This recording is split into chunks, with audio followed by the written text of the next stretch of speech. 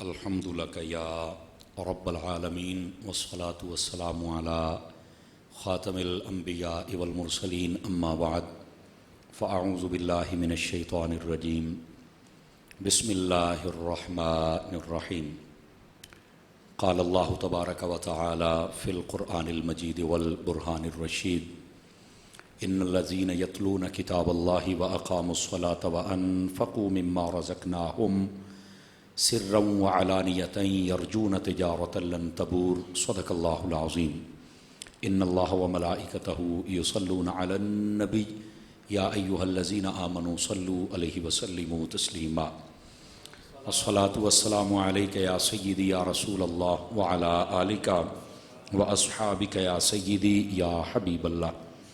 انتہائی محترم و مکرم بزرگوں، نوجوان دوستوں، عزیز بچوں، بالخصوص مرد و خواتین حضرات اور بالتخصیص سادات و علماء، اللہ رب العزت کی فضل و توفیق سے ہم سب آج کی اس خوبصورت بابرکت شب میں، جو کہ ممکنہ شب قدر بھی ہو سکتی ہے، رمضان المبارک کی ان پر کیف ساعتوں میں اس مرکز اہل سنت میں حاضری کا شرف حاصل کر رہے ہیں۔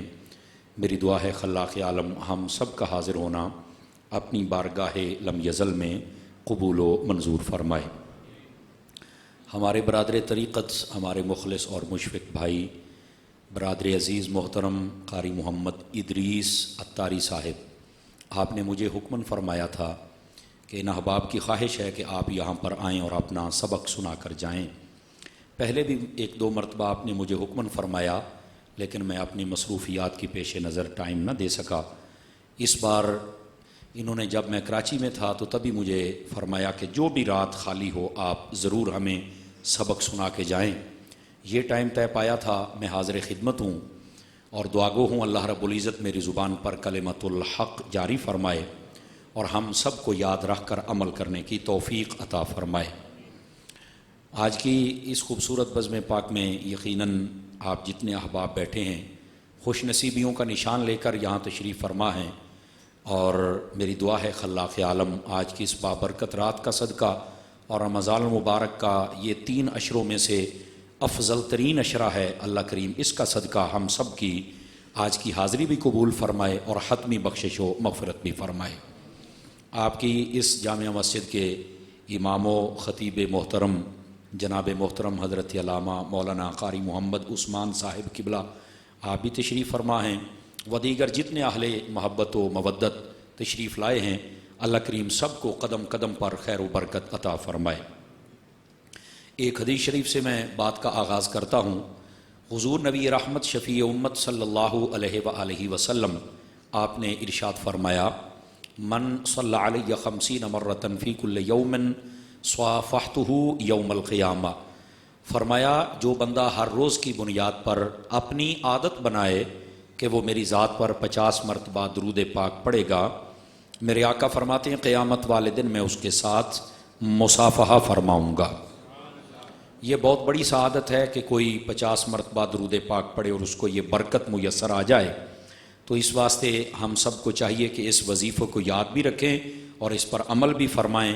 اللہ کریم ہم سب کو عمل کی توفیق عطا فرمائے۔ دوستان گرامی، مفتی احمد یار خان نعیمی گجراتی رحمۃ اللہ علیہ، آپ نے میرات المناجی کے اندر ایک بڑی خوبصورت بات لکھی ہے۔ آپ فرماتے ہیں کہ اگر کوئی بندہ درود پاک اتنی محبت اور شوق کے ساتھ پڑھے کہ اسے دعا مانگنے کا وقت ہی نہ ملے یا بھول گیا دعا مانگنا، بس وہ درود ہی پڑھتا رہا، تو فرمایا اللہ تعالیٰ بن مانگے اسے ہر چیز عطا فرما دیتا ہے۔ وجہ درود پاک کی برکت ہوتی ہے، چونکہ نبی پاک صلی اللہ علیہ وآلہ وسلم آپ نے ارشاد فرمایا، آقا کریم فرماتے ہیں صلو علیہ واجتہدوا بالدعاء، فرمایا لوگوں پہلے میری ذات پر درود پڑھا کرو اور پھر بڑی کوشش اور دل جمعی کے ساتھ اور حاضر دماغی کے ساتھ دعا مانگا کرو۔ جب درود پاک پڑھ کر تم دعا کرو گے اور دل جمعی کے ساتھ کرو گے تو اللہ تمہاری دعا قبول فرما لے گا۔ اس واسطے یہ درود پاک بھی پڑھا کیجئے اور دعائیں بھی ضرور اللہ کی بارگاہ میں مانگا کیجئے۔ اللہ کریم ہم سب کی جھولیاں اپنی رحمتوں سے مالا مال فرمائے۔ جو میں نے آیہ کریمہ پڑھی ہے، آئیے ذرا اس کا سہارا لے کر بات کو آگے چلیں۔ اللہ رب العزت نے ارشاد فرمایا ان الذین یتلون کتاب اللہ، بے شک وہ لوگ جو اللہ کی کتاب یعنی قرآن مجید کی تلاوت کرتے ہیں، وَأَقَامُوا الصَّلَاةَ اور نماز قائم کرتے ہیں، وَأَنفَقُوا مِمَّا رَزَقْنَاهُمْ اور اپنے مال کو بھی خرچ کرتے ہیں جو ہم نے انہیں دیا ہے، سرًّا وعلانیہ وہ لوگوں کے سامنے بھی خرچ کرتے ہیں تاکہ دوسروں کو ترغیب ہو سکے، اور چھپ کر بھی خرچ کرتے ہیں کہ کہیں ریاکاری نہ پیدا ہو جائے۔ فرمایا جو یہ تین کام کریں، یعنی قرآن کی تلاوت کریں اور اس کے بعد نماز قائم کریں اور اس کے بعد اپنے مال کو خیرات کریں، تو اللہ تعالیٰ قرآن میں فرماتا ہے یرجون تجارتن، یہ بندے اپنے رب سے تجارت کرتے ہیں۔ یہ جملے بڑے قابل غور ہیں، یہ بندے اپنے رب سے تجارت کرتے ہیں۔ اور آپ اکثر احباب، آپ کا شہر پاکستان کے ان شہروں میں مانا جاتا ہے جو تجارتی مراکز میں سے ایک مرکز ہے، تو آپ تجارت کو زیادہ سمجھتے ہیں۔ ماہرین کہتے ہیں تجارت کے لیے اگر بندے کا اتنا دل گردہ ہو کہ اس کے یہ علم میں اور نالج میں ہو کہ مجھے نفع بھی ہو سکتا ہے نقصان بھی ہو سکتا ہے، پھر وہ تجارت کے میدان میں آئے، اور اگر اتنا دل گردہ نہیں ہے تو پھر میدان تجارت میں قدم نہ رکھے، یہ پہلے جھٹکے میں مارا جائے گا۔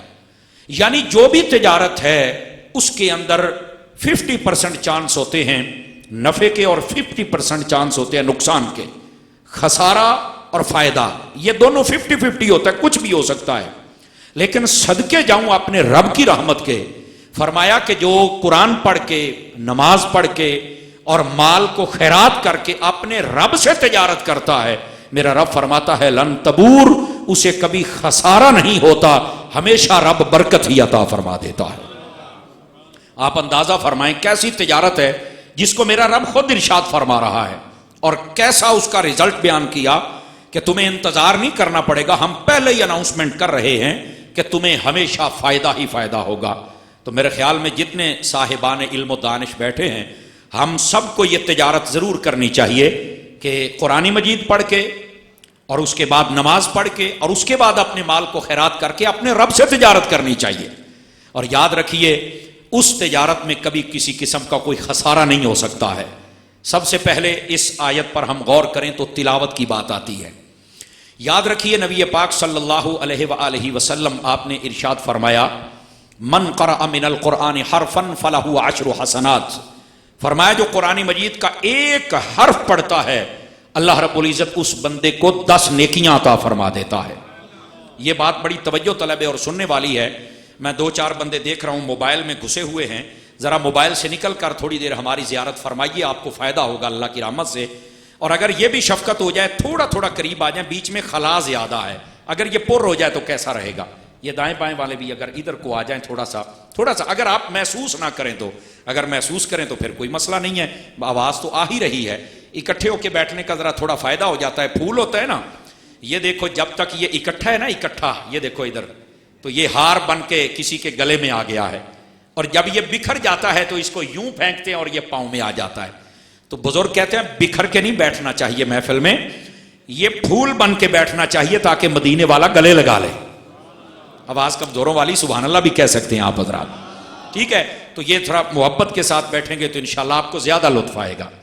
گرامی قدر حضرات، فرمایا جو ایک قرآن مجید کا حرف تلاوت کرتا ہے خلاق عالم اس بندے کو 10 نیکیاں عطا فرما دیتا ہے۔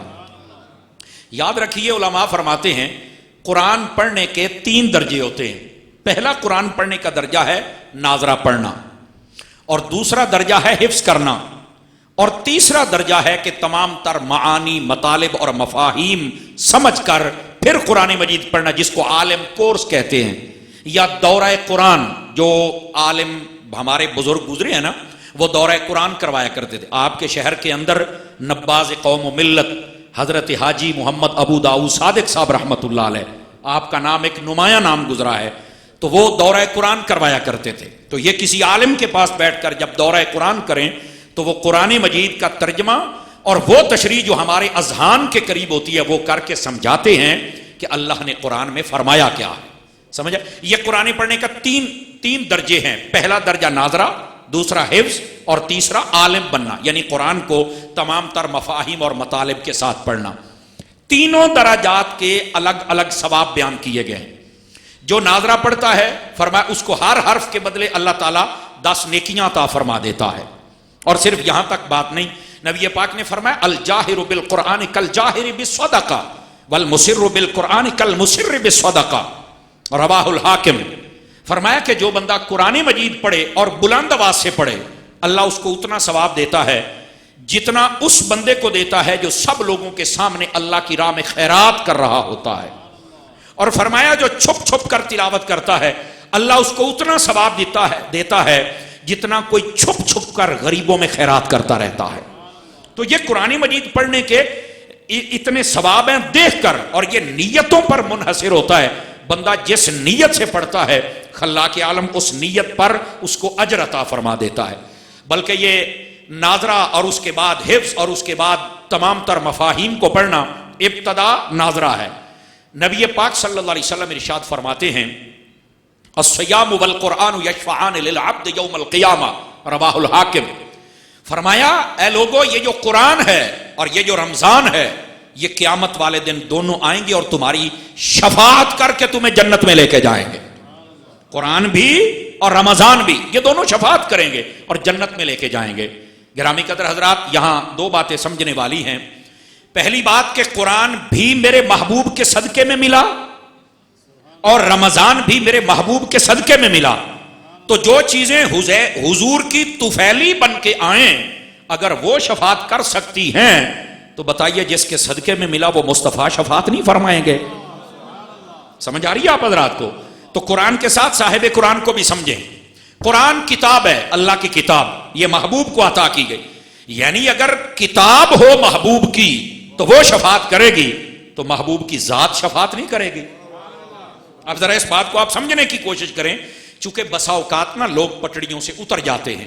اللہ کرے ہمارا جو قبلہ ہے وہ درست رہے. فتنوں کا دور ہے، جب سے موبائل آیا ہے نا تو کئی بندے بہت ہی پریشان ہیں. سانو نہیں سمجھ لگتی اسی کہڑے پاسے جانا ہے. تو میں کہتا ہوں یہ دیال نہ جا، تینوں ہر شاید آپ ہی سمجھ لگتی رہے گی. سمجھ آ رہی ہے؟ اور میں آپ کو ایک بڑی بنیادی بات بتاؤں، چونکہ ایسا پڑھا لکھا مجمع کبھی کمار ہمارے ہتھے چڑھتا ہے، جیسے آپ سنجیدہ فکر لوگ ہیں تو آپ سے بات کرنے کا مجھے زیادہ مزہ آ رہا ہے. اور وہ یہ ہے میرے عزیز میرے بھائی، ہمارا پورا دین یہ یقین پر قائم ہے. دوبارہ پھر میری بات کو سنیے، ہمارا پورا دین یقین پر قائم ہے. اور جس دور سے میں اور آپ گزر رہے ہیں اس دور میں شک پیدا کیا جا رہا ہے. کوئی قرآن کے بارے میں شک پیدا کر رہا ہے، کوئی صحابہ کرام کے بارے میں، کوئی اہل بیت کے بارے میں، اور اب تو نمازوں کے بارے میں شک پیدا ہو رہا ہے. کہتے ہیں نماز تراویح تو سرے تو نماز ہی کوئی نہیں. میں کہ جدہ تو بندہ ہی کوئی نہیں. اپنی کیفیت اور اوقات دوسری چیزوں پر فٹ مت کرو. یہ 1400 سالہ امت یہ کسی گمراہی پر جمع نہیں ہوئی تھی، چونکہ میرے نبی نے فرمایا میری امت کبھی گمراہی پر جمع نہیں ہو سکتی ہے. سمجھ آ رہی ہے؟ میرے نبی نے فرمایا. یہ کیا بات ہوئی کہ نماز تراویح کوئی چیز ہی نہیں ہے؟ یہ کون ہوتے ہیں غامدی جیسے؟ یہ کون ہے مرزے پلمبر جیسے؟ آپ میں نے کل پرسوں سنا ایک جاہل پیر بھی یہ بک بک کر رہا تھا. تو میں نے کہا تمہارے پاس اور تو کوئی جواب نہ تھا، تم تراویح کو ہی پڑھ گئے. یہ پیر اپنی غلطیاں چھپانے کے لیے ایسا کرتے ہیں. دیکھو میں بھی پیر کا مرید ہوں، میں حضرت عطار کا مرید ہوں.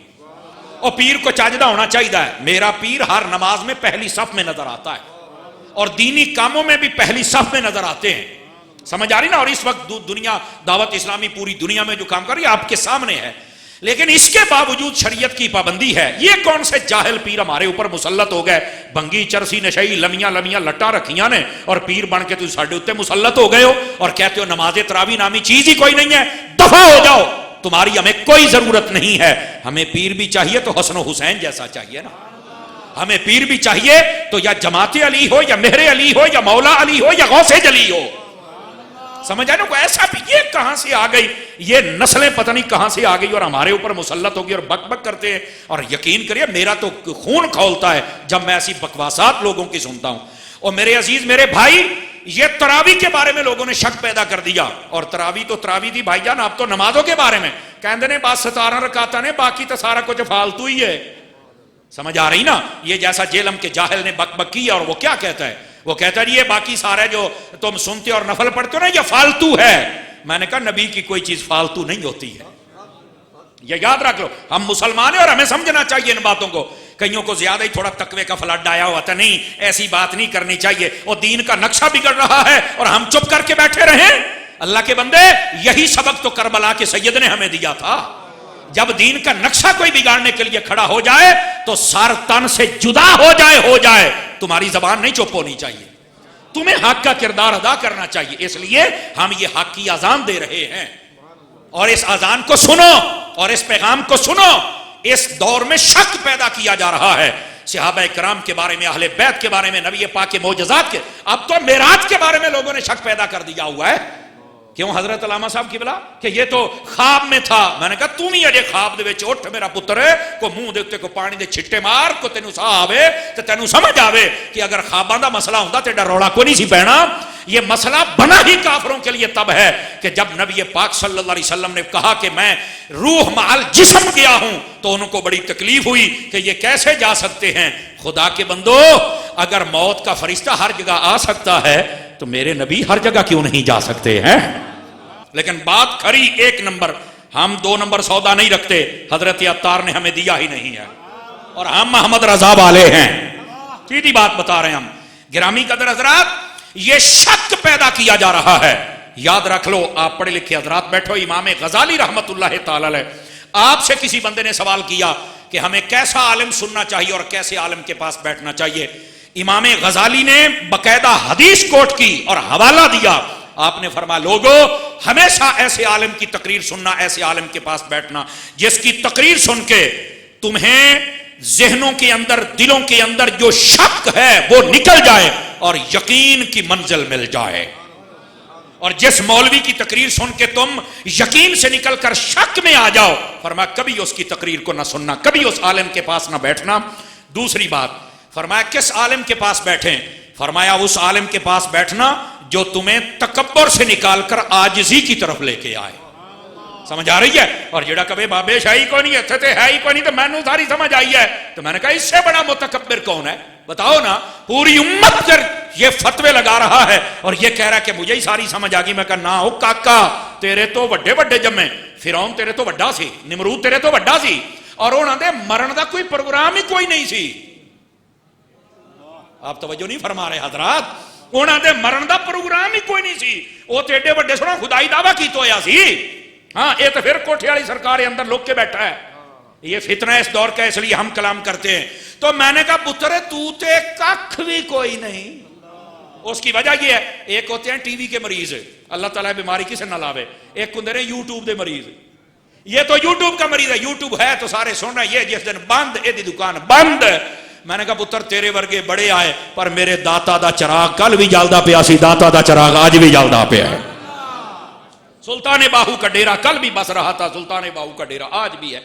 اور بھائی کن باتوں کی طرف چل پڑے ہو؟ امت کو شک میں مبتلا کر دیا, خود تکبر میں آ گئے. نہیں, حضور اکرم علیہ السلام کی حدیث امام غزالی نے لکھی, ایسے عالم کے پاس بیٹھو جو تمہیں یقین کی منزل تک لے کے آئے, ہر شک سے نکال دے. جو شک پیدا کرے اس کی بات سننے کا فائدہ ہی نہیں ہے. تو جب آپ موبائل پر سنتے ہیں تو آپ اندازہ کیا کریں کہ اس کی ہم تقریر سن رہے, کہیں شک تو نہیں پیدا کر رہا. شک والا ہے تو ختم کر دو, یہ تو خود فارغ بندہ ہے. دوسری بات, تکبر سے نکال کر عاجزی میں لے کے آئے. اور تیسری بات کہا کس عالم کے پاس بیٹھیں؟ فرمایا جو تمہارے دل سے دنیا کی محبت نکال کے خدا اور رسول کی محبت کو داخل کر دے. اب جس مولوی کی آپ تقریر سنتے ہیں, آپ دیکھا کریں اس کی تقریر میں حضور کی محبت ہے کہ نہیں ہے. اس کی تقریر سننے کے بعد 1 گھنٹے کے بعد آپ کے دل میں حضور کی محبت پیدا ہوئی یا نہیں ہوئی؟ اگر ہو گئی تو سبحان اللہ, نہیں ہوئی تو چھڑ دے, فارغ ہے. آواز سمجھ آ رہی ہے حضرات آپ کو؟ کس کو سنیں بھیا؟ آپ کو حدیث سنا رہا ہوں جو آپ کو یقین دلائے اللہ رسول کے بارے میں, جنت اور دوزخ کے بارے میں, نمازوں کے بارے میں, نوافل کے بارے میں, تراویح کے بارے میں, قرآن کے بارے میں. اس کی بات کو سنو جو تمہیں عاجزی سکھائے. یہ نہیں کہ تم ہی عقل کل ہو اور باقی سارے فارغ تھے, کسی کو کوئی سمجھ نہیں آئی. ایسا متکبر بندہ نہیں, عاجزی والا بندہ ہونا چاہیے. کون وہ ہو جو صراط الذین انعمت علیہم, ان لوگوں کے راستے پر چلتا رہے جن پر اللہ کا انعام ہو گیا تھا. الحمد پڑھتے ہیں نا, اہدنا الصراط المستقیم, یا اللہ میں سیدھے راستے پر چلنے کی توفیق عطا فرما. تو سیدھا راستہ کس کا ہے؟ میں کہتا ہوں میرا ہے, وہ کہتا میرا ہے, وہ کہتا میرا ہے. قرآن کہتا ہے نہ تیرا ہے, نہ تیرا ہے, نہ تیرا ہے, ان کا ہے جن پر اللہ کا انعام ہوا ہے. تو اب پھر لوگ کہتے ہیں میرے اوپر انعام ہے, وہ کہتا میرے اوپر ہے, وہ کہتا میرے اوپر ہے. اللہ نے پھر یہ مسئلہ قرآن میں حل کیا فرمایا انعم اللہ علیہم من النبیین والصدیقین والشہداء والصالحین، فرما سیدھا راستہ نبیوں کا ہے، اور نبیوں کے بعد ان کے غلام صدیقوں کا ہے، اور ان کے بعد شہیدوں کا ہے، ان کے بعد تا قیام قیامت اللہ کے ولیوں کا راستہ ہے۔ سمجھ آ رہی ہے؟ یہ وہ راستہ ہے جس پر چلنے کا ہمیں حکم ہے۔ اب میں یہاں تھوڑی بات آپ کو سمجھا لوں۔ نبی، صدیق، شہید، ولی، یہ صدیق یہ ولیوں میں سے سب سے اونچا درجہ ہے، اس کے بعد شہید، اس کے بعد صالحین، یہ ولیوں کے 3 درجے ہیں، نبی اور ولی۔ اب یہ 2 بات سمجھیے گا ذرا۔ اللہ نے فرمایا انعام ہوا ہے نبیوں ولیوں پر، ان کے راستے پر چلنا ہے۔ 2 جملوں میں بات ختم کریں اگر آپ جاگ رہے ہوں تو۔ وہاں کہتے ہیں سچا کون ہے؟ میں نے کہا قرآن پڑھ کے، قرآن کے حکم کے مطابق جو نبیوں ولیوں کے پیچھے چلے وہ سچا ہے، اور جو ان سے جلے وہ جھوٹا ہے۔ نہیں توجہ فرمائی آپ حضرات نے؟ مسئلہ ہی حل ہو گیا جناب۔ یعنی میں پنجابی چ گل دساں تے تانوں زیادہ چس آئے گی۔ اوے وے قرآن پڑھ کے نبیاں ولیاں دے پیچھے ٹرن دا حکم ہے، پیچھے پین دا حکم نہیں۔ صدقے جاؤں اے تہاڈی مسکراہٹ ہی ویکھنی سی، بھی گل سمجھے بھی ہو کہ کوئی نہیں سمجھے۔ بھائی قرآن و حدیث پڑھ کے نبیوں ولیوں کے پیچھے چلنے کا حکم ہے، پیچھے پڑھنے کا نہیں۔ اب یہاں پر ایک جملہ بولوں اور چیک کرتا ہوں دائیں بائیں دیکھنا کہ اس کو کتنی سمجھ آئی ہے۔ ہمیشہ نبیوں ولیوں کے پیچھے چلتا بندہ ہے، پڑھتا کتا ہے۔ اب آپ اپنا تعین خود فرما لیجئے۔ گرامی قدر حضرات، مسئلہ سمجھو اور اپنے آپ کو شک سے نکال کر یقین کی دنیا میں لے کے آؤ، تکبر سے نکال کر عاجزی کی دنیا میں لے کے آؤ، اور نفرت کی دنیا سے نکال کر محبت مصطفیٰ کی دنیا میں لے کے آؤ۔ تاجدار ختم نبوت، جزاک اللہ۔ اللہ کریم آپ کو خیر و برکت عطا فرمائے۔ لبیک لبیک یا رسول اللہ، لبیک لبیک لبیک، جزاک اللہ۔ غلام فرید بھائی اللہ آپ کو سلامتی عطا فرمائے اور خیر و برکت عطا فرمائے۔ اب فقیر جو بات آپ کی خدمت میں عرض کر رہا ہے، جس کی تقریر سن کے آپ کے دل میں محبت خدا، محبت مصطفیٰ اور آقا کریم علیہ السلام کے نسبت والی چیزوں کی محبت پیدا ہو جائے، اس کو سن لیا کرو، اور جس کی تقریر سن کے محبت ہی نکل جائے اور وہ شک میں پیدا کر دے، اس کو سننے کی ضرورت نہیں ہے۔ یہ بات آپ کو سمجھا رہا ہوں، اور یہ قرآن مجید نے مسئلہ حل کر دیا۔ سیدھے راستے پر چلو، کن کا راستہ ہے؟ انعام والوں کا۔ انعام کن پر ہے؟ نبیوں پر، صدیقوں پر، شہیدوں پر، ولیوں پر۔ آسان لفظوں میں نبیوں ولیوں پر۔ تو مسلمان وہ ہے جو کلمہ پڑھ کے، قرآن پڑھ کے نبیوں ولیوں کے پیچھے چلے۔ تو جو ان کے پیچھے پڑے، بھائی یہ مسئلہ ہے، اینی گل ہے۔ اگر سمجھ آ جائے تو مسئلہ تو حل ہو گیا۔ عزیزان گرامی قدر، بات یہ بتلا رہا ہوں کہ ہم سب کو ایسا عالم سننا چاہیے جس کی تقریر کے بعد ہمارے اندر یقین پیدا ہو جائے۔ اب قرآن مجید برہان رشید یہ تو کرتا ہے شفاعت، یہ حدیث سے میں نے بات چلائی تھی۔ رمضان تو کرتا ہے شفاعت، قرآن بھی حضور کے صدقے میں ملا۔ اگر حضور نہ آتے تو قرآن نہ آتا، حضور نہ آتے تو رمضان نہ آتا۔ تو جو حضور کی طفیلی چیزیں ہیں اگر وہ شفاعت کریں گی تو بتلائیے حضور کیوں نہیں شفاعت کریں گے؟ اور سنیے لوگ پٹڑی سے کہاں سے اترتے ہیں۔ اب دیکھو شک، سورہ مدثر کی آیت، یہ قرآن میرے سامنے اور میں باوضو ہوں۔ قرآن مجید برہان رشید میں اللہ نے فرمایا سورہ مدثر میں، فما تنفعہم شفاعت الشافعین، فرمایا کہ ان کی شفاعت کوئی نہیں کر سکتا۔ اب یہ آیت پڑھ کے کہتے دیکھو اللہ نے کہا کوئی شفاعت نہیں کر سکتا، تو یہ جو شفاعت کا کانسیپٹ ہے یہ ہے ہی کوئی نہیں۔ دیکھو میرے بھائی، قرآن مجید جب بھی پڑھنا ہے نا تو شفاعت کے متعلق جتنی آیات ہے سبھی اکٹھی کر لو، پھر آپ کسی نتیجے تک پہنچیں گے۔ اور وہ بھی اس کا سیاق و سباق، ہر آیت اس کے پیچھے دیکھو کیا بیان ہو رہا ہے، آگے کیا ہو رہا ہے، یہ کس کے بارے میں ہے، ورنہ آپ نتیجہ نہیں نکال سکتے۔ اب یہاں پر مرزا اینڈ کمپنی وہ کہتے ہیں کوئی شفاعت نہیں کرے گا، کوئی کم نہیں آئے گا، اور یہاں پر یہ بھی کہہ دیتے ہیں نبی پاک نے اپنی بیٹی حضرت فاطمہ الزہرا رضی اللہ تعالی عنہا، لاکھوں سلام آپ کی شان پر، انہیں کہا تھا اے فاطمہ عمل کر، میں قبر میں تیرے کام نہیں آؤں گا۔ اب یہ حدیث بیان کر کے قوم کو گمراہ کرتے ہیں۔ میں نے کہا جاہلو، کیا تم یہ کہنا چاہتے ہو کہ نبی پاک صلی اللہ علیہ وسلم کسی کے کام نہیں آئیں گے؟ اوہ اللہ کے بندے، مجھے صرف اتنا بتا دے، یہ وہی حضرت فاطمہ نہیں جن کے بارے میں نبی پاک نے فرمایا فاطمہ تیرا نام فاطمہ اللہ نے رکھا ہی اس لیے ہے کہ اللہ نے تجھے بھی, تیری اولاد کو بھی اور تجھ سے محبت کرنے والوں کو بھی جہنم کی آگ سے آزاد کر دیا ہوا ہے. کیا یہ حدیث نہیں ہے؟ اور کیا یہ حدیث نہیں نبی پاک نے فرمایا میری بیٹی فاطمہ کا گزر جب قیامت والے دن ہوگا تو کہا جائے گا اے اہل محشر اپنی نگاہوں کو جھکاؤ, محمد مصطفیٰ کی بیٹی کا گزر ہونے والا ہے.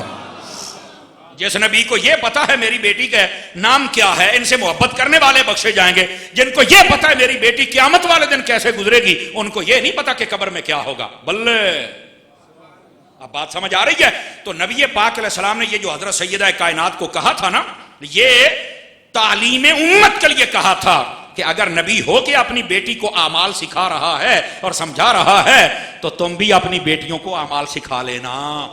یہ تعلیم تھی. سمجھ آ رہی ہے میری بات کی؟ اس کا یہ مطلب نہیں کہ نبی کر کچھ نہیں سکتا اور قبر میں کسی کے کام نہیں آ سکتا ہو. جاندی کر گل کیڑے پاسے لے جاندے ہو.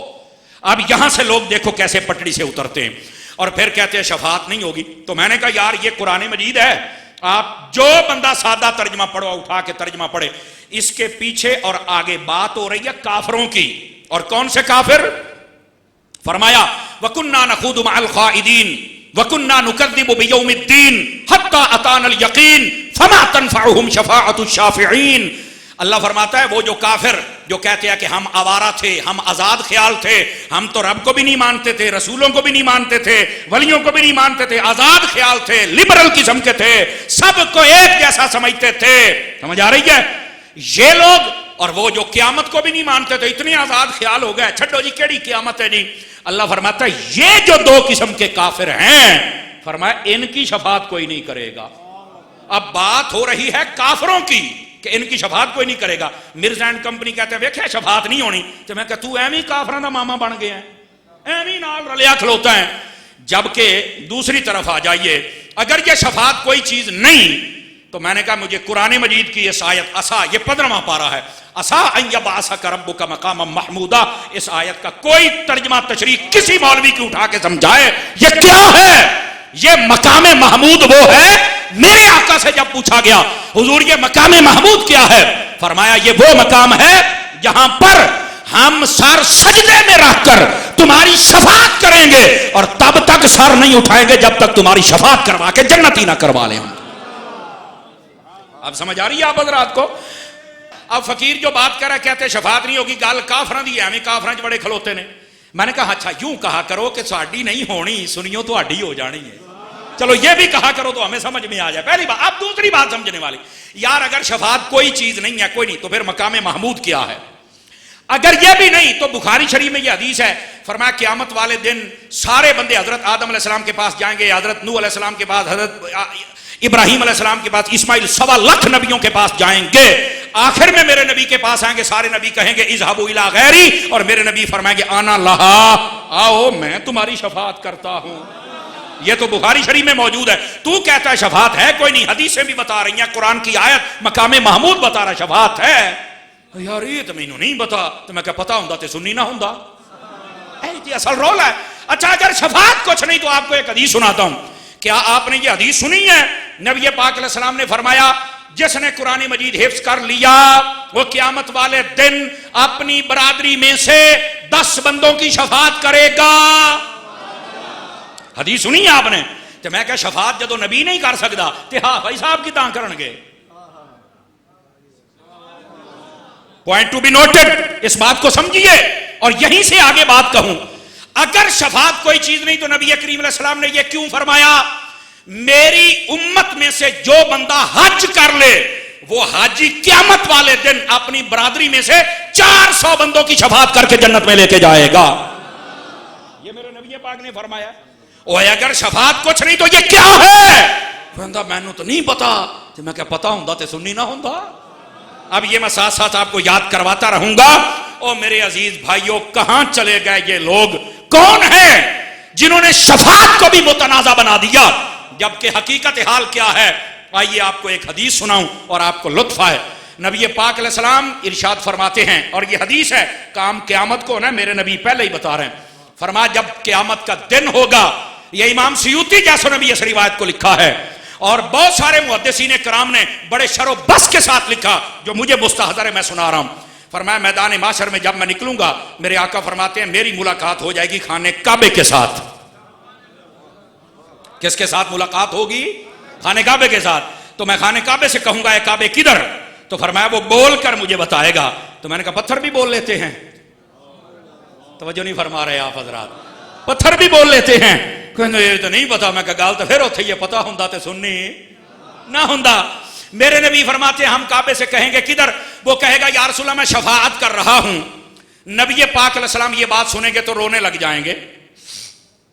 غور سے سننے والی بات ہے. آقا کریم رونے لگ جائیں گے. تو کعبہ کہے گا حضور آپ کو تو شفاعت والا عمل بڑا پسند ہے, آپ تو چاہتے تھے کہ امت بخشی جائے, تو آج تو میں ان سب کو جو مجھے دیکھ کے آیا میں اس کی شفاعت کروں گا, ایمان سلامت لے گیا شفاعت کروں گا. تو میرے نبی آگے پتہ کیا کہیں گے؟ یہ ہے وہ بات دل کو لگے تو بولنا ورنہ کوئی حاجت نہیں. فرمایا کعبے رو اس لیے رہا ہوں جس نے تمہیں دیکھا ہے اس کی تو شفاعت کرے گا, جس نے نہ تمہیں دیکھا ہے نہ مجھے دیکھا ہے ان کا کیا بنے گا؟ میں تو ان کے لیے رو رہا ہوں. اب ہوگا کیا؟ خانہ کعبہ چپ ہو جائے گا. میرے محبوب پاک علیہ السلام وہاں پر سر سجدہ میں رکھیں گے. غور سے سننے والی بات ہے. جب سر سجدے میں رکھیں گے نا آپ حیران ہو جائیں گے یہ بات سن کر. یہ بخاری شریف میں حدیث کا مفہوم بھی اتنا موجود ہے. آقا کریم علیہ السلام ایسا سجدہ کریں گے, ایسی اللہ کی حمد, ایسی تعریف, ایسی توصیف, ایسا کمال بیان کریں گے. اللہ خود فرمائے گا ارفع رأسک یا محمد سل تعطى واشفع تشفع. یہ حدیث کے لفظ ہیں. اللہ فرمائے گا میرے محبوب اپنا سر اٹھا نہ سجدے سے, اے میرے حبیب ذرا مانگ, کیا مانگتا ہے آج ہم عطا کریں گے. اور اگلا جملہ یہ لفظ نہ ہوں, یہ ترجمہ نہ ہو, میں اپنی زبان کٹانے کے لیے تیار ہوں. اگر ہے تو اپنا صرف عقیدہ مضبوط کرو. میرے نبی فرماتے اللہ فرمائے گا حبیب آج کر شفاعت, جس کی شفاعت کرے گا ہم قبول فرما لیں گے. یہ بخاری شریف پڑھ رہا ہوں. میرے آقا شفاعت کریں گے. اور ایک مرتبہ میرے آقا کریم سے پوچھا گیا حضور آپ کتنے لوگوں کی شفاعت کریں گے؟ تو میرے نبی نے یہ نہیں فرمایا مجھے نہیں پتا, یہ بھی نہیں فرمایا قیامت کا دن ہے پتہ نہیں کیا ہوگا, نہیں. میرے نبی نے فرمایا انی اشفع یوم القیامت لامتی لاکثر مما علی وجہ الارض من شجر وحجر ومطر. فرمایا لوگوں اتنے بندوں کی شفاعت کروں گا, اتنے تمہاری دنیا پر درخت نہیں ہیں, اتنے درختوں کے پتے نہیں ہیں, اتنے کنکر نہیں ہیں جتنوں کی شفاعت کر کے میں مصطفیٰ جنت میں لے کے چلا جاؤں گا. میں صرف یہ بتا رہا ہوں قرآن بھی شفاعت کرے, رمضان بھی شفاعت کرے, یہ کیسے ہو سکتا ہے میرے مصطفیٰ شفاعت نہ فرمائے؟ سمجھ آ رہی ہے میری بات کی؟ اور اگلی بات نبی پاک نے فرمایا کعبہ بھی شفاعت کرے گا. اب بات چلی ہے تو ایک انٹرسٹنگ بات اور بھی سن لیجئے.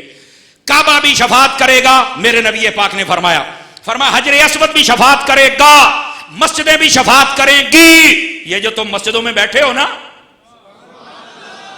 فقی ابو اللہ سمرقندی رحمت اللہ تعالی علیہ آپ کو پڑھ کے دیکھو, آپ نے لکھا یہ مسجدیں قیامت والے دن یہ بحری جہاز کی طرح آئیں گی. یہ فقی ابو اللہ سمرقندی روایت لائے ہیں.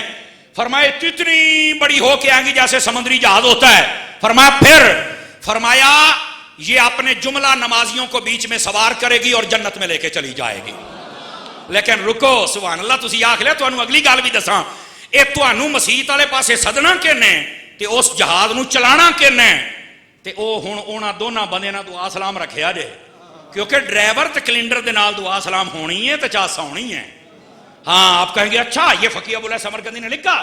وہ کہتے ہیں وہ مسجدیں جب قیامت والے دن بحری جہاز کی شکل میں آئیں گی, فرمایا ان میں جو بلانے والے سوار کرنے والے ہوں گے وہ مسجدوں کے مؤذن ہوں گے, اور جو چلانے والا ہوگا وہ مسجد کا خطیب ہوگا. مولویاں نے بھی دعا سلام بنا کے رکھیا کرو. سمجھ آ رہی ہے نا؟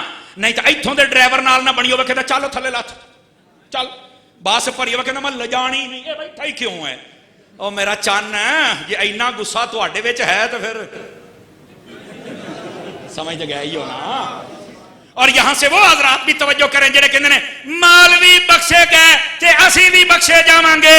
میں کہ پتر جڑی مولویاں دی ٹھاٹ قیامت والے دن ہونی ہے نا, تو سوچیا بھی نہیں ہونا چن میرا, تینوں پتہ ہی کوئی نہیں اصل ہونا کیا ہے.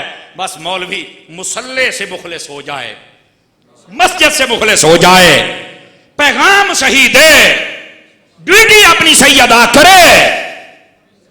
توجہ ہے نا. یہ مولوی طبقے کی اصلاح ہونے والی ہے نا.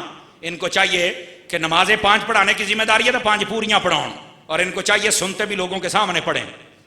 بس اوقات کئی لوگ کی کہندے نے استاد جی تسی سنتا ساڈے سامنے نہیں پڑھ دے, تے مولویاں دیاں بڑیاں سنتا ویکھ دے جے, انہاں نوں ذرا انہاں دے سامنے پڑھ لیا کرو. سمجھ آ رہی نا. اور دوسری بات بھی توجہ طلب ہے, مولانا صاحب کی ذمہ داری اگر بچے پڑھانے ہے کہ مولانا صاحب بچے پڑھایا کرو, بالکل ڈیوٹی میں کمی نہ کرو. مولانا صاحب اگر ذمہ داری ہے آپ کی جمعہ پڑھانے کی تو ہر جمعے مطالعہ کر کے پاویں آدھا گھنٹہ تقریر کر, لیکن پڑھ کے کر. ایسا کردار اپنا رکھے. اور عوام الناس تمہیں بہر صورت چاہیے. اللہ نے قرآن کے 15ویں پارے میں فرمایا یوم ندعو کل اناس بامامہم, قیامت والے دن ہر بندے کو اس کے امام کے ساتھ بلایا جائے گا. سمجھ آئی نا. اس امام سے مراد ہمارا پیر اور پیشوا بھی ہے, اور اس امام سے مراد ہمارا وہ پیش امام ہے جس کے پیچھے ہم کھڑے ہو کر نماز پڑھتے ہیں, اور اس امام سے مراد ہمارا وہ اسلامی حکمران بھی ہے. ہمیں تو آج میسر نہیں. خوش نصیب ہیں وہ لوگ جو ابو بکر کے پیچھے جائیں گے. خوش نصیب ہیں وہ لوگ جن کا امام قیامت والے دن عمر بن خطاب جیسا ہوگا. خوش نصیب ہیں وہ لوگ جن کا امام قیامت والے دن عثمان غنی, مولا علی, امام حسن جیسا ہوگا. سمجھ آ رہی ہے میری بات کی. تو یہ 3 قسم کے معانی یہاں پائے جاتے. اس لیے اپنے علماء کے ساتھ انتہائی محبت, ادب اور احترام سے پیش آیا کریں جبکہ وہ صحیح العقیدہ ہو. اب یہ بات کہیں دور نہ چلی جائے. نبی پاک صلی اللہ علیہ وسلم نے فرمایا کعبہ شفاعت کرے گا, حجر اسود شفاعت کرے گا, مسجدیں شفاعت کریں گے, قرآن شفاعت کرے گا, رمضان شفاعت کریں گے, حافظ شفاعت کرے گا, شہید شفاعت کرے گا, حاجی شفاعت کرے گا. یہ کہتے شفاعت ہے ہی کو نہیں, انہی چیزیں نکل آئیں نے. بلکہ حدیث شریف میں ہے وہ بچہ جو حمل پورا ہونے سے پہلے ضائع ہو گیا کسی بھی بیماری کی وجہ سے, فرمایا قیامت والے دن وہ بھی اپنے ماں باپ کی شفاعت کرے گا اور جنت میں لے کے جائے گا. بات سمجھ آئی ہے. گرامی قدر حضرات, قرآن شفاعت کرے, کعبہ کرے, حجر اسود کرے, چھوٹا بچہ کرے, آمینہ کا لال کیوں نہ کرے. اب ذرا بات کو سمجھنے کی کوشش کیجیے میرے عزیز. میں اس پر اس لیے بات کر رہا ہوں, یہ فتنے ہیں, ان فتنوں سے دور نکلیے اور محبوب پاک کے قدموں میں چل کے کھڑے ہو جائیے. اور اب اگلی بات اور انتہائی توجہ طلب بات ہے میرے بھائی. حجر اسود کو کہا یہ بھی شفاعت کرے گا, اور یہ یاد رکھیں حجر اسود کو حدیث شریف کے مطابق یہ اہل علم, جزاک اللہ, یہ اہل علم کو تو پتہ ہے, لیکن آپ حضرات جتنے بیٹھے ہیں شاید کئی پہلی مرتبہ سنیں گے, فرمایا حجر اسود اللہ کا دایاں ہاتھ ہے. گرامی قدر حضرات, جو میں بات آپ کی خدمت میں عرض کر رہا ہوں, دایاں ہاتھ, حالانکہ اللہ تعالیٰ ہاتھ پاؤں سے پاک ہے. اس نے اپنا جو انٹروڈکشن خود قرآن میں کرایا وہ یہ ہے, فرمایا اللہ نور السماوات والارض, فرمایا وہ زمین و آسمان کا نور ہے. کیسا؟ قیامت میں دیکھیں گے پھر بتائیں گے ایسا. اب نہیں پتا کیسا, کیونکہ اللہ کی تو مثال بھی کوئی نہیں دے سکتا. فرمایا لیس کمثلہ شیء, اللہ کی تو کسی چیز کے ساتھ تو مثال بھی نہیں دے سکتے ہو. وہ خدا خود جانے یا معراج کی رات دیکھنے والے مصطفیٰ جانے. اب سمجھ آئیے آپ حضرات کو. گرامی قدر حضرات, فقیر جو بات عرض کر رہا ہے اس بات کو سمجھیے, یہ چیزیں شفاعت کریں گی. فرمایا رمضان بھی اور قرآن بھی, اس لیے رمضان بھی, روزے بھی رکھیے اور قرآن بھی پڑھیے, اور ساتھ میں صاحب قرآن کی شان بھی سمجھیے. ٹھیک ہے. اب آ جائیے اگلا پوائنٹ. آقا کریم صلی اللہ علیہ وسلم آپ فرماتے ہیں ان القرآن مأدبۃ اللہ, فرمایا لوگوں یہ قرآن اللہ کے دسترخوانوں میں سے ایک دسترخوان ہے. علامہ حاکم نے اس حدیث کو لکھا مستدرک میں, کتاب التلاوت میں, قرآن اللہ کے دسترخوانوں میں سے دسترخوان ہے. جیسے آپ پریشان ہو گئے نا, جب میں نے پہلی مرتبہ پڑھا تو میں بھی پریشان ہو گیا, یہ کیڑا دسترخوان ہے. اگلی لفظ ہے فَأَقْبِلُوهُ مَسْتَطَعْتُمْ, فرمایا اس کے پاس آ کے اپنی استطاعت کے مطابق کھائو. ہم نے کہا کیا کھائیں قرآن مجید میں سے, اور آگے فرمایا فِيهِ الْهُدَى وَالنُّورُ وَالشِّفَاءُ, فرمایا اس قرآن میں نور بھی ہے, ہدایت بھی ہے, شفا بھی ہے. اور فرمایا لا تنقضی عجائبہ, قرآن مجید کی برکت قیامت آ سکتی ہے, ختم نہیں ہو سکتی ہے.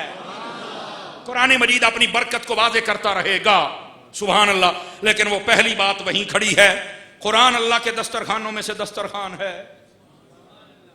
اگر ایک لفظ میں سمجھاؤں جلدی میں تو وہ یہ بنتا ہے روحانی دسترخوان. سمجھ آ رہی نا؟ تو اگر یہ نہ سمجھ آئے تو اس کو میں تھوڑا سا کھول دیتا ہوں. اللہ نے ہمارا ایک بنایا ہے جسم.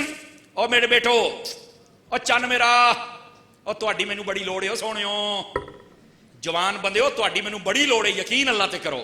تہاڈے ورگے منڈے حضور دے دیوانے بنن تے مینوں اور چاہیدا کی ہے. اللہ تہاڈیاں جوانیاں سلامت رکھے. ٹھیک ہے, آپس میں بات نہیں کرنی, انشاءاللہ تمہیں لطف آئے گا. بعد میں تبصرے کر دے رہے آجے. ویسے آپ یوٹیوب پہ تھوڑا سنتے ہیں, نام سمر عباس لکھو تو جو مرضی سنو, ٹھیک ہے, لیکن آج آیا ہوں لائیو تو ذرا آنکھیں چکھ پا کے سننا یار. اور یہ جو بات سمجھا رہا ہوں اس کو سمجھو. قرآن اللہ کا دسترخوان ہے. کیا مطلب؟ اللہ نے ایک ہمارا جسم اور ایک اس میں روح ہے. ہمارا جسم 4 چیزوں سے بنایا, آگ, پانی, ہوا, مٹی. اس کو کہتے ہیں عناصر اربعہ. یہ 4 چیزیں زمین سے مل جاتی ہیں. تو اللہ تعالیٰ نے اس جسم کی نشو و نما یعنی گروتھ کے لیے جتنی ضروریات تھیں وہ بھی زمین پر رکھ دیں. اناج ہو, پانی ہو, موسم ہو یا دانا پینا ہو, سب کچھ اللہ نے یہاں. جسم یہاں سے بنایا, اس کی گروتھ کا سسٹم بھی یہیں رکھ دیا. اللہ نے جو روح بھیجی ہے, کاش کہ میں بات سمجھا پاؤں اور آپ کو سمجھ آ جائے. روح اپنی بارگاہ سے بھیجی ہے. جیسے جسم کی غذا ہے ویسے روح کی غذا ہے. جسم یہاں سے بنا, اس کی غذا بھی یہاں ہے. روح وہاں سے آئی, اس کی غذا بھی وہاں سے آئی. ہماری روح قل الروح من امر ربی, فرمایا یہ تمہارے رب کا حکم اور امر ہے, اس کی بارگاہ خاص سے آئی ہے. تو اللہ نے اس کی غذا وہ بھی وہیں سے بھیجی, اور وہ کیا ہے؟ وہ میرے رب کا کلام قرآن مجید ہے. اس کا مطلب یہ ہے ہمارا جسم دانا, پانی, کھانا یہ چیزیں کھائے تو گروتھ میں رہتا ہے, سیٹ رہتا ہے, فٹ رہتا ہے. ہماری روح کی غذا دانا کھانا نہیں ہے, رب کا قرآن ہے. جو کہا گیا کھاؤ, اس کا مطلب یہ ہے قرآن پڑھا کرو, تمہاری روح کی غذا مکمل ہوتی رہے گی. یہ مطلب ہے اس کا. اب سمجھے ہو؟ اسی واسطے میرے نبی کریم نے فرمایا, صحاح میں حدیث ہے, اذا مررتم بریاض الجنت فارتعوا, فرمایا لوگو جب تم کسی جنت کی کیاری کے پاس سے گزرو تو کچھ نہ کچھ کھا لیا کرو. یہ میرے نبی کی حدیث ہے. اب آپ پڑھے لکھے حضرات بیٹھے ہیں, اب انسانی ذہن کا جو پرندہ ہے بڑی پرواز کرتا ہے. دنیا میں کون سی جنت کی کیاریاں ہیں جیسے ہم نے کچھ کھانا ہے؟ تو نبی پاک سے پوچھا کہ حضور جنت کی کیاریاں کون سی ہیں؟ میرے نبی نے 2 چیزوں کا ذکر فرمایا. فرمایا مجالس الذکر والمساجد, فرمایا مسجدیں بھی جنت کی کیاریاں ہیں, اور فرمایا جہاں ذکر کی محفل ہو, وہ خدا کا ذکر ہو یا مصطفیٰ کا ذکر ہو, فرمایا وہ بھی جنت کی کیاری ہے, وہاں بیٹھ کر کچھ کھا لیا کرو. یعنی حضور کی نعتیں سنا کرو, ذکر خدا سنا کرو, تمہارا روحانی سسٹم مضبوط ہو جائے گا. اور مسجد میں آیا کرو, قرآن پڑھا کرو, نماز پڑھا کرو, سجدہ کیا کرو, تمہاری روح کی غذا مکمل ہو جائے. اب آپ سمجھے حضرات, یہ ہے اصل حقیقت. میرے عزیز, میرے پیارے, میرے بھائی, میرے دوست, نبی پاک صلی اللہ علیہ وسلم نے ہر مسئلے کو کھول کر بیان کیا. ہمیں نہ سمجھ آئے تو ایک الگ بات ہے, لیکن کافی سارے کنسپٹ آپ کے کلیئر ہوں گے انشاءاللہ. اب جو بات آپ کی خدمت میں کہہ رہا ہوں, نبی مکرم علیہ السلام آپ نے فرمایا قرآن میں ہدایت بھی ہے, نور بھی ہے, شفا بھی ہے,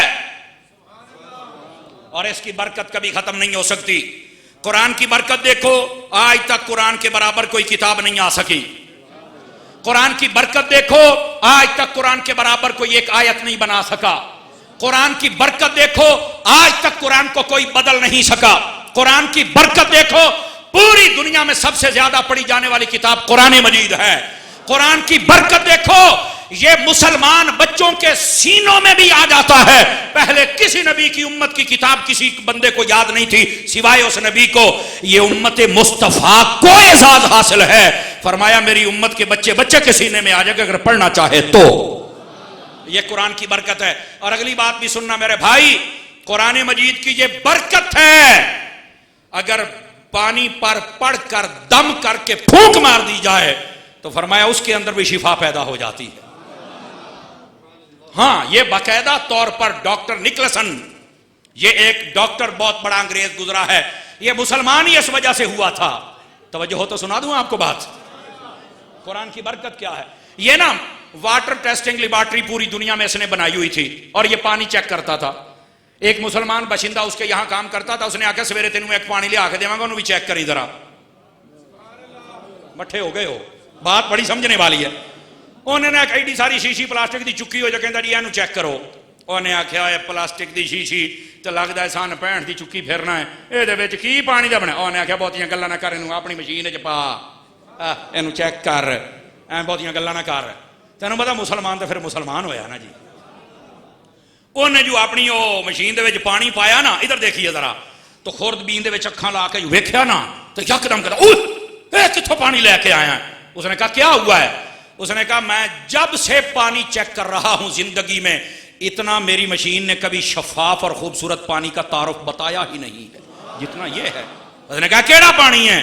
اس نے کہا جناب اس کو کہتے ہیں زم زم، اور یہ میں نے بڑا سنبھال کے رکھا ہوا تھا. 5 سال ہو گیا میرا تایا گیا سی، میں تو ادھر سنبھال کے رکھے ہے. انہیں آخیا یار یہ پانی بدلیا ہی نہیں، یہ کتوں آیا ہے؟ انہیں آخیا ساڈے کعبوں آیا ہے. اب دیکھو جب رب ہدایت عطا فرماتا ہے.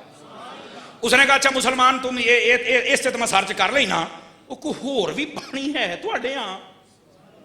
کوئی ہور پانی؟ انہوں نے بیٹھے بیٹھے چیتا آیا بندہ کو سننی سی. انہیں کہا ہاں ایک ہور بھی ہے گا. کہ کیڑا؟ کہندا گلاس پانی تے ٹوٹی تو پار.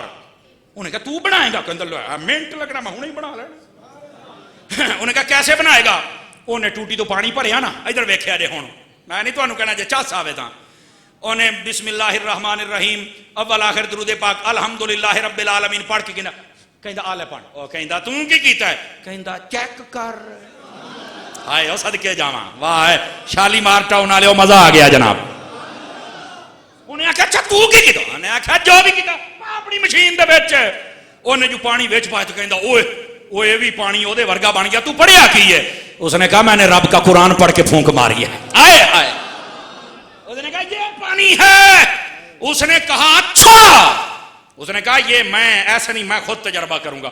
انہیں قرآن مجید چکے آپ انہیں پھونک ماری آپ پہ پڑھ کے جداں دا ہوندا سی 1 یا 2 سٹارز اس کے اندر پانی میں بنے. کہندا یار جب تم نے پھونک ماری تو اس کے اندر زیادہ سٹارز نظر آتے تھے، میں نے ماری ایک. انہیں کہا تینوں کیڑا پڑھنا ہوندا ہے تو کیڑا مسلمان ہے؟ انہیں کہا کلمہ پڑھ. لو جی ایسے کہتے ہیں دم درود نجائز ہے. میں کہا تواڈے بچے بھی جدو روندے نے نا تو 2:15 بجے ساڈے کو دم کراؤن آوندے جے. میں قاری صاحب یقین کرو 3 سال میں امام رہا ہوں. ادھر دیکھیے 3 سال میں امام رہا ہوں. وہ نا ایک بار ایداں آیا 2:30 دا ٹائم تو کنڈا کھڑ کے میں کہا لے بھائی کون آ گیا ہے؟ اتوں دی ویکھیا گرمیاں دیہاڑے. میں کہا کون ہے؟ کہنا دم کراؤنا ہے. میں ہی کر کے ویکھیا. وہ میں کہا تو تے ایسے کمپنی دا ہے، تو کدھر ہے؟ میں بڑا سادہ جہا بندہ بھائی. میں کہا بہن تسی کدھر ہے؟ کہنا بڈھی. کہندا آ لے کے آئیے. تے میں آکھیا ایتھے کوئی نہیں مسئلے چل دے؟ کہندا نہیں چل دے. یہ ساریاں تو بعد نے. خیر میں تھلے اتریا، حالانکہ دم درود کی یقین کرو ہے ہوندا نا سکھیا آوندا ہی کوئی نہیں. نیند مینوں بڑی آئی سی. آپاں اتر کے ایک باری الحمد 3 باری جناب اول آخر درود پاک پڑھ کے پھونک مارے. میں کہ جاؤ بچہ سو جائے گا. تو وہ جناب علی 3 دنوں تو بعد کہندا جی میں نے آپ کو 100 روپیہ پہ. اس ویلے 100 روپیہ بڑی گل، 2009 کی گل جے. میں نے 100 روپیہ دینا ہے آپ کو. میں کہڑی گل؟ کہندا بچے نوں رام آ گیا ہے. تو میں کہا کی گل شرک نہ بھی رام آ جاتا ہے؟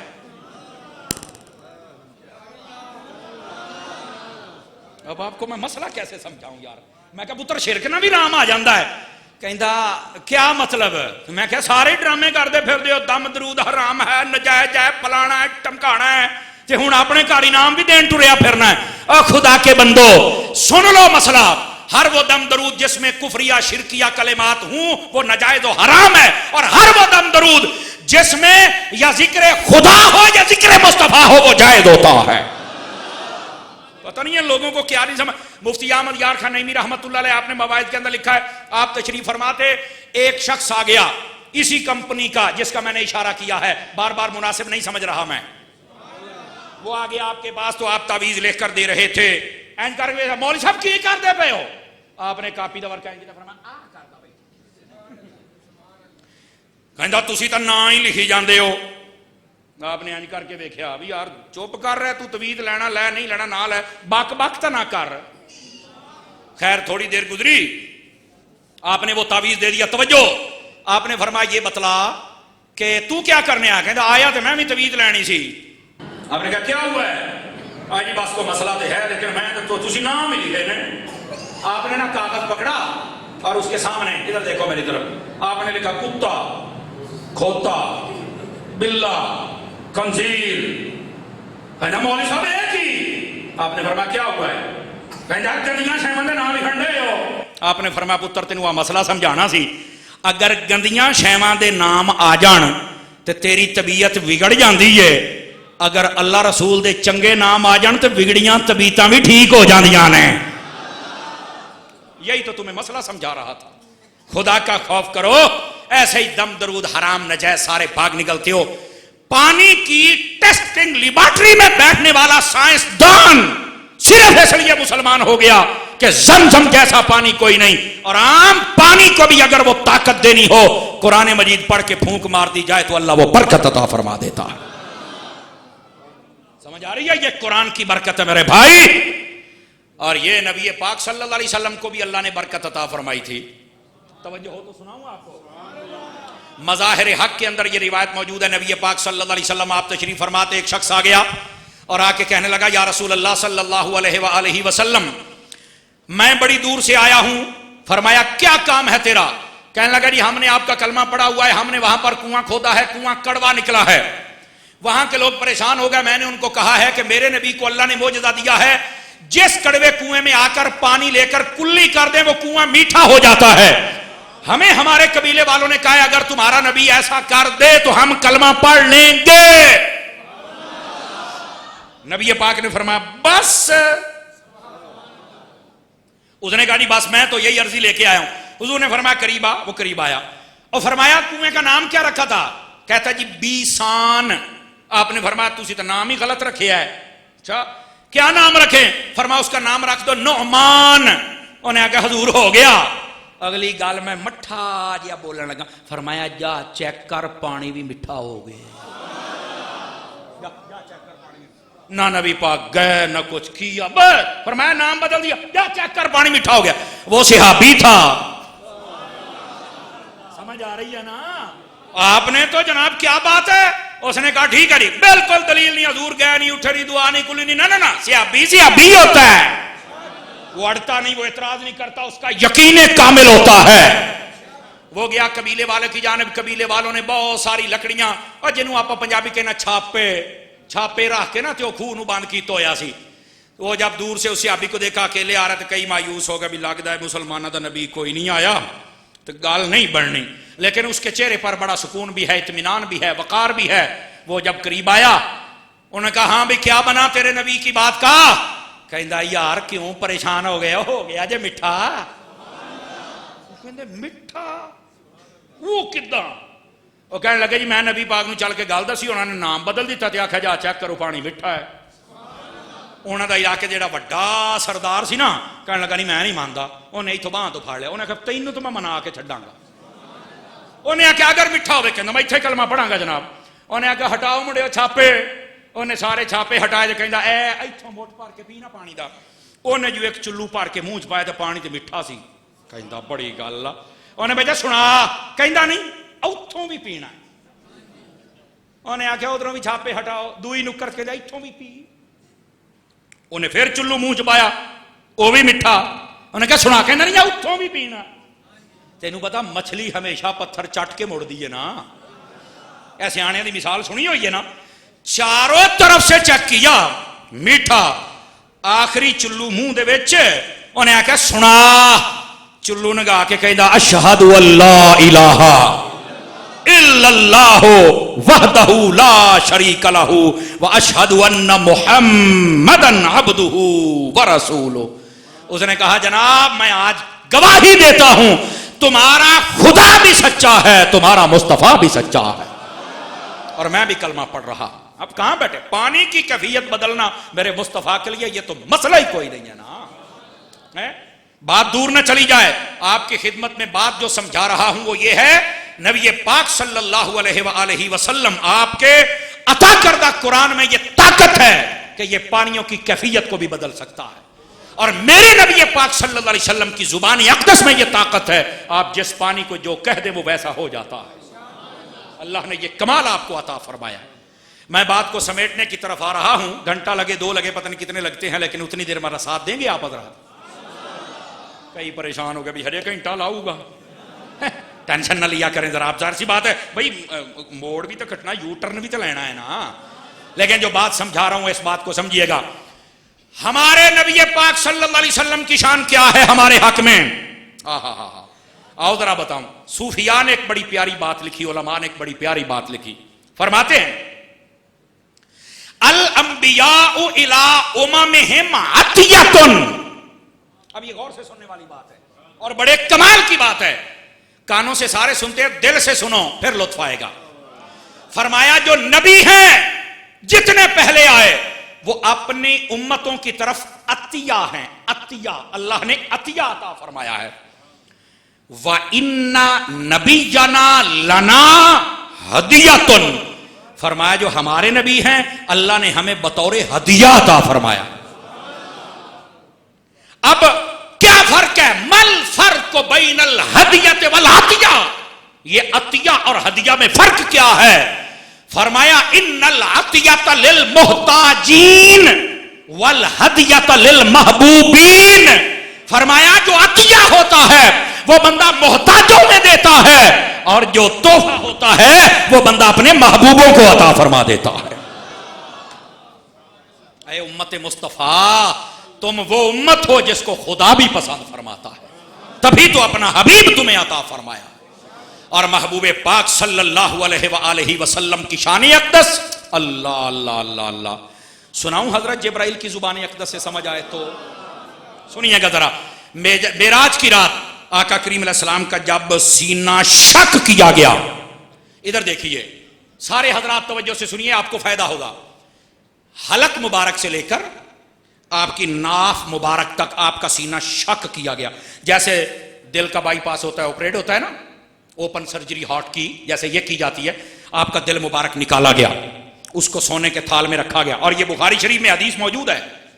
اس دل مبارک کو زمزم کے کنویں پر لے جایا گیا، زمزم کے پانی کو اس کے ساتھ لگا کر دل مصطفیٰ کی برکت دی گئی، پھر اس پانی کو کنویں میں ڈالا گیا، پھر دل مصطفیٰ کے سینے میں رکھا گیا، اور پھر آقا کریم علیہ السلام کا لمبا سفر معراج کا شروع ہو گیا۔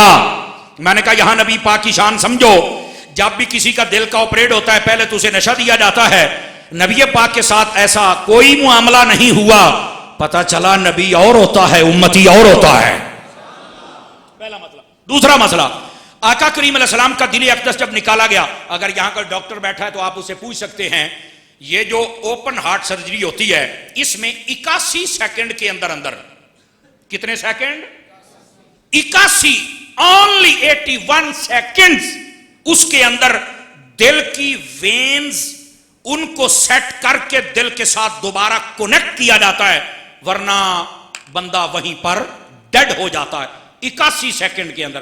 وہ 81 سیکنڈ کے لیے پہلے 5 گھنٹے بیچارے محنت کرتے رہتے ہیں کہ کہیں ہم سے غفلت نہ ہو جائے، ایک ایک وین کو پہلے وہ ٹھیک کرتے ہیں، آخری پنچ لگانے کے لیے وہ بیچارے اس وقت بھی دعائیں کر رہے ہوتے ہیں، یا اللہ اس بندے کا آپریشن کامیاب ہو جائے۔ ایسا ہی ہے نا جی، اگر کوئی ڈاکٹر بیٹھا تو آپ پوچھ سکتے ہیں، اتنا میجر آپریشن، لیکن جب نبی کی بات آئی، آپ سمجھو نا یار حضور کی شان کو، نبی پاک کے دل اقدس کو نکال کے تھال میں رکھا گیا، اس وقت کوئی دیکھ نہیں سکتا، حضور فرماتے ہیں میں دیکھ رہا تھا۔ دل مبارک کو زمزم کے کنویں پر لے جایا گیا، وہاں زمزم کے پانی کو ساتھ لگا کے کنویں میں ڈال کے پھر واپس نبی پاک کے سینے کو دل میں رکھا گیا۔ لیکن علامہ بدر الدین عینی رحمت اللہ تعالی علیہ جب اس حدیث کی شرح لکھی تو آپ نے کمال کر دیا، آپ فرماتے ہیں لوگوں، حضرت جبرائیل امین علیہ السلام نے کہا واہ واہ کیا دل ہے، باقی فرشتوں نے کہا اے جبرائیل کیا دیکھا ہے اس دل میں، تو حضرت جبرائیل نے کیا جواب دیا تھا؟ جناب جبرائیل امین علیہ السلام کہنے لگے اللہ کی قسم میں نے آج تک ایسا دل نہیں دیکھا ہے۔ کہا کیسا ہے؟ کہتے ہیں لہو عینان تنظران ولہو اذنان تسمعان، اس دل میں 2 آنکھیں بنی ہوئی ہیں جو ہر چیز دیکھ رہی ہے اور 2 کان بنے ہوئے ہیں جو ہر چیز کو سن رہے ہیں.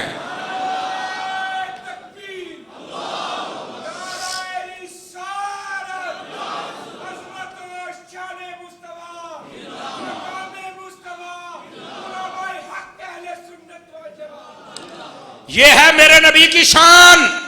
اور لگے ہاتھوں میں ایک بات اور بتا دوں اگر آپ تھکے نہیں. ابھی تو 11ویں سے 12ویں کی طرف ٹائم جا رہا ہے. آپ 11ویں بھی کھانے ہیں 12ویں بھی کھانے ہیں. ذرا دھیان سے میری بات سنیں, آپ کو لطف آئے گا. آقا کریم علیہ السلام کی 2 آنکھیں ہیں یہاں سر اقدس میں, ٹھیک ہے.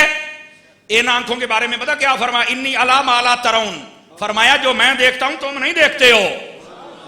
کیوں ادریس بھائی؟ یہ بخاری شریف میں ہے. اور واقعی جو حضور دیکھتے ہیں کوئی دیکھ سکتا؟ ہائے ہائے ہائے ہائے. دل فرش پر ہے تیری گزر, سر عرش پر ہے تیری نظر, ملکوت ملک میں کوئی شے نہیں وہ جو تجھ پہ عیاں نہ ہو. اعلیٰ حضرت فرماتے ہیں. اب ہوا کیا؟ توجہ طلب بات ہے. 2 آنکھیں یہاں اور 2 دل میں. کتنی ہو گئیں؟ پٹھے بولو. 4. نبی پاک کی صرف 4 آنکھیں نہیں تھی, 6 آنکھیں تھی.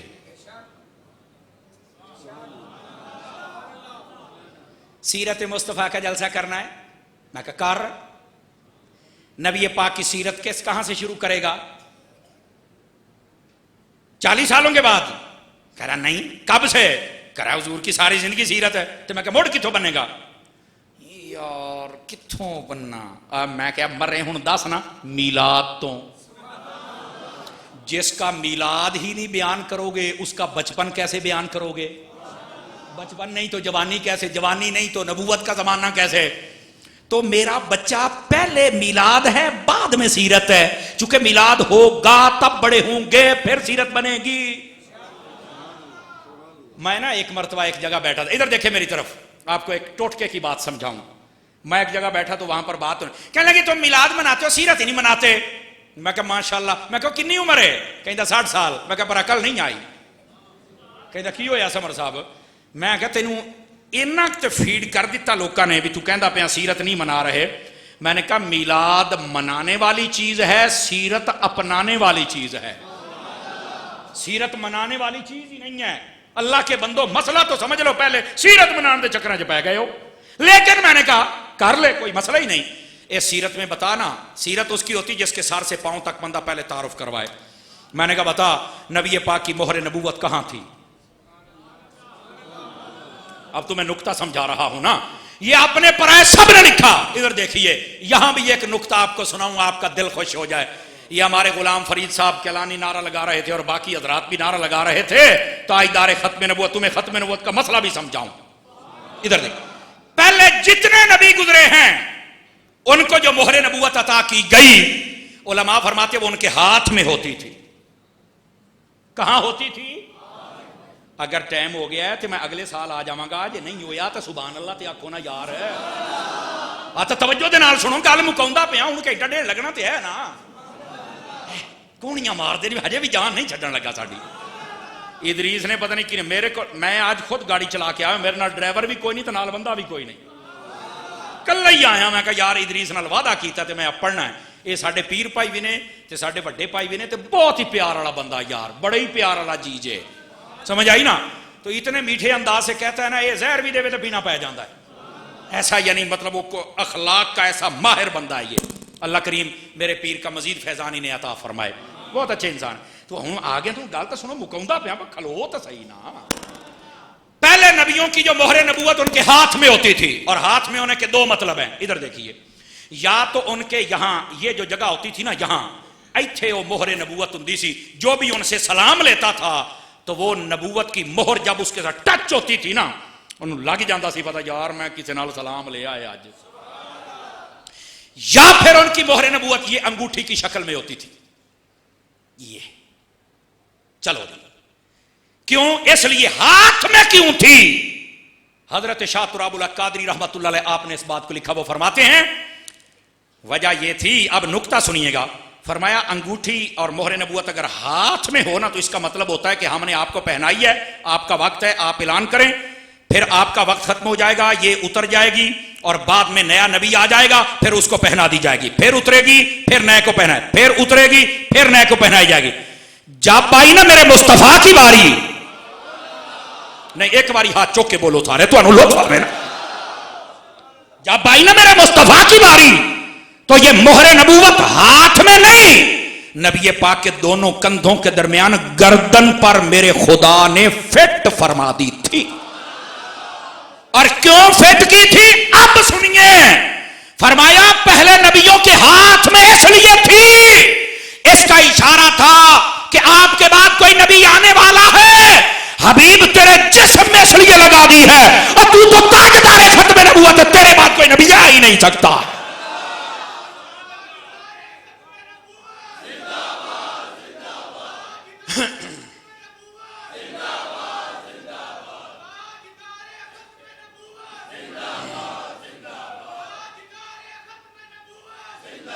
اب سمجھ آئیے میرے حضرات، میرے بھائیوں کو، آقا کریم صلی اللہ علیہ وسلم کی مہر نبوت کندھوں کے درمیان گردن کے اوپر نصب تھی، اور تھی کتنی؟ کبوتری کے انڈے کے برابر. یہ بھی سن لیجئے، کبوتری کے انڈے کے برابر.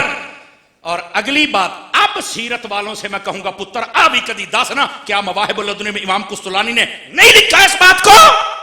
باقی سیرت نگاروں نے نہیں لکھا؟ اگر لکھا ہے تو پڑھ کے سنانے کی جرت پیدا کرو. فرماتے ہیں یہ جو نبی پاک علیہ السلام کی مہر نبوت تھی نا، اس میں دو باریک سوراخ تھے. نبی پاک ان آنکھوں سے آگے دیکھتے تھے، ان آنکھوں سے پیچھے بھی دیکھ لیا کرتے. آقا کریم علیہ السلام کی، ادھر دیکھو، اب سنی بن کے بول رہا ہوں میں دلیل سے بات کر رہا ہوں بھائی جان.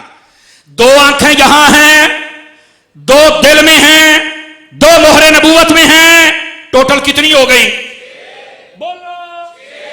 اب یہ 6 آنکھیں کیوں ہیں؟ یہ بھی سوال ہے. اس سوال کا جواب دیا میرے اعلیٰ حضرت امام احمد رضا نے. ادھر آ جاؤ، یہاں مسئلہ سمجھاؤں. جو سائیڈیں ہوتی ہیں نا، طرفیں، سمتیں، وہ کتنی ہوتی ہیں بلا؟ سجا، کھبا تے اگا تے پچھا، 4.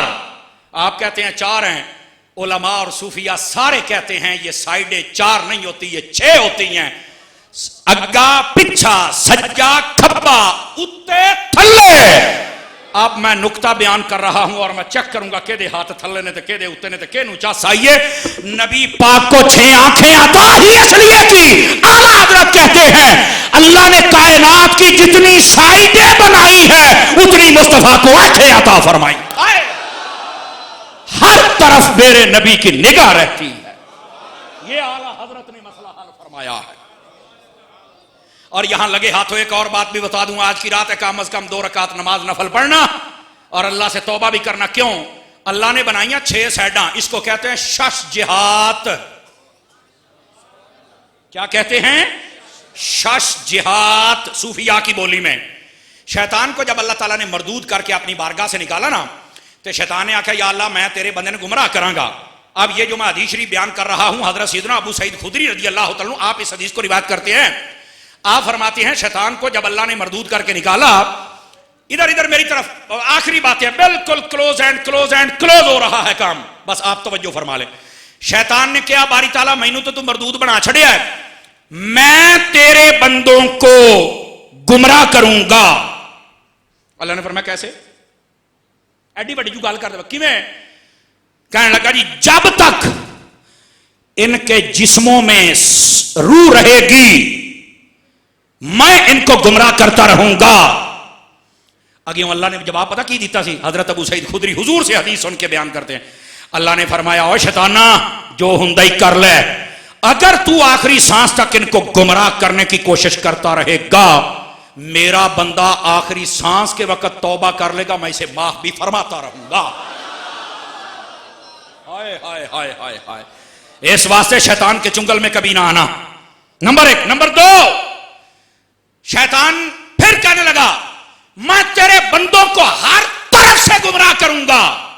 توجہ ہے بھی شالی مار آڑے ہو، ہر طرف سے. اب اللہ نے کہا کیسے؟ قرآن مجید میں کہا ہے، قرآن مجید میں کہتا ہے ایمانہم و یمینہم و خلفہم، کہتا جی سجے کھبے اگے پیچھے، اور میں چاروں طرف سے ناکے شیطانی لگا کے گھیروں گا، ان کو خواہشات میں لگا دوں گا. اللہ نے فرمایا جا تجھے اجازت ہے۔ اب صوفیاء نے یہاں پر ایک بات لکھی ہے، چاسنو بھی چاسنا آوے نا، فقیر حاضر ہے جناب۔ صوفیاء کہتے ہیں اللہ تعالیٰ نے شیطان کے دماغ سے دو سیڈاں ویسے ہی کٹ دیتیاں، دو پاسے کٹ بھی دیتے، انہیں اگا پیچھا تے سجا کھبا تے آکھیا ہے، اتلا تے تھلڑا بھول گیا۔ اللہ نے جدو آکھیا نا جا جو ہوندا ہی کر لے، انہیں آکھیا باری تعالیٰ بھی میں آکھیا تیرے بندے نو چارے پاسے گھیراں گا تے تو اجازت دے چھڑیے، یہ تیرے بندے بچن گے کیویں؟ اب پھر وہی بات آ گئی کہ اس کو کتنا ذوق آتا ہے، یہ مسجد بھی تمہاری گواہ بننی چاہیے۔ میرے رب تبارک و تعالیٰ کی حکمت پہ صدقے جاؤں، صوفیاء فرماتے ہیں لوگوں اللہ نے شیطان کے دماغ سے وہ جو دو سائڈیں نکالی، اللہ نے فرمایا سجیوں بھی تو آئیں گا، کھبیوں بھی تو آئیں گا، اگیوں بھی تو آئیں گا، پچھوں بھی انہوں نے گمراہ کریں گا، لیکن میں کیویں بچاواں گا؟ فرمایا جب میرا بندہ سجدہ کرے گا تو تب بھی معاف کر دوں گا، جب ہاتھ اٹھا کے مانگے گا اوپر سے عطا کر دوں گا۔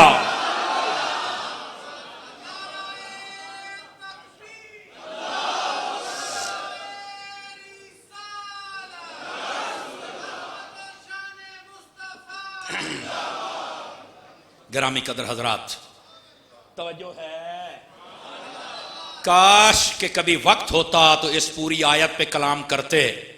ابھی تو صرف قرآن پڑھنا اور اس کا ایک درجہ میں نے ابھی حفظ والے کو بیان نہیں کیا، ابھی عالم ہونے والے کو بیان نہیں کیا، ابھی نماز والا مسئلہ نہیں بیان کیا، ابھی مال خیرات کرنے والا مسئلہ نہیں بیان کیا، یہ اجے تو سارے ہی بچے نے ہیں۔ ابھی تو قرآن اور صاحب قرآن اور حضور کی شان بیان ہو رہی ہے۔ کاش کہ آپ کے دل میں آج حضور کا پیار پیدا ہو جائے، حضور کی محبت پیدا ہو جائے، تلاوت کلام مجید کا ذوق پیدا ہو جائے۔ کیا میں امید کروں کہ قرآن مجید کی تلاوت فرمائیں گے؟ اور اس کے ساتھ ساتھ کچھ ضروری باتیں ہیں۔ اپنے ماں باپ کا احترام کیا کرو، بڑوں کا ادب کیا کرو، چھوٹوں پر شفقت فرمایا کرو، اور اس کے ساتھ 5 نمازیں ہم پر فرض ہیں، مسجد میں آ کے پڑھا کرو۔ اور اس کے ساتھ ساتھ ہمارے اوپر کچھ اور چیزیں بھی ضروری ہیں، سچ بولنا ضروری ہے، جھوٹ سے بچنا ضروری ہے، حلال کمانا ضروری ہے، ملاوٹ سے بچنا ضروری ہے، لوگوں کو ہمیشہ اچھی بات کہنا اور ان کو آسانی پہنچانا، لوگوں سے محبت کرنا یہ ضروری ہے، نفرت کرنا، لڑائی کرنا، پڑوسیوں کو ستانا، اس سے بچنا ہمارے لیے ضروری ہے۔ ہم مسلمان ہیں، پتہ چلنا چاہیے یہ حضور کا سچا غلام ہے۔ اللہ کریم آپ کی اور میری آج کی حاضری قبول فرمائے، آمین بجاہ حبیب کل کریم صلی اللہ علیہ وآلہ وسلم۔